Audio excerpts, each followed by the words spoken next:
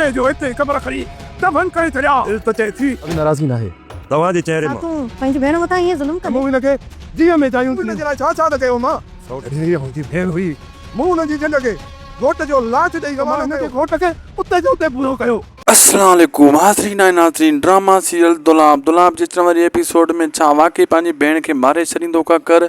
न दोस्तों, पंहिंजी भेण खे कॾहिं कोन मारींदो, लेकिन हथियार खणी उन खे धमकाईंदो हो, उन खे पंहिंजो गुस्सो ॾेखारींदो पंहिंजी भेण कूंज खे। उनजी माउ उन खे रोके वठंदी ऐं उन खे मेणा ताना ॾींदो, तुंहिंजे करे मूं छा छा न कयो, जॾहिं तूं मुंहिंजी भेण हुईं मां तोखे भेण सम्झंदो हुयुसि, तूं मूंखे भाउ सम्झंदी हुएं, तूं घर जी इज़त हुएं, तुंहिंजे करे मां घोट मारे उन्हनि जो घोट ॼञ सां वापसि करे छॾियो। तूं चओ मां गैरनि ॾे न वेंदुसि, तुंहिंजे करे मूं छा छा न कयो ऐं तूं असांजी इज़त खे लताड़े हिकु गैर मर्द जे पोयां भॼी वई ऐं हीउ तुंहिंजो को करतूत आहे। तूं हिते ज़िंदा नथी रही सघें, दिलि थी चवे त इन कमरे में तोखे दफ़न करे छॾियां।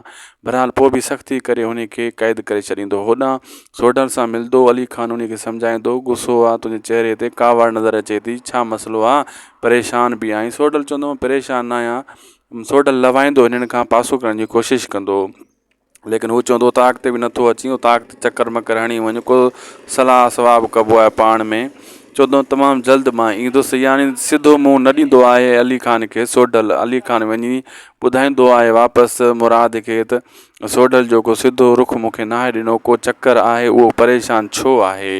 होॾां दोस्तो जेको आहे रहज़न ऐं ठारो पाण में सलाह कंदा त ककर हाणे कोन पींदो, पंहिंजी ज़ाल वापसि वठंदो, फ़ैसिलो कंदो, फ़ैसिले में असां हाराईंदासीं। पोइ ॾिसो मंसूर ख़ान हाणे छा करे थो छा नथो करे।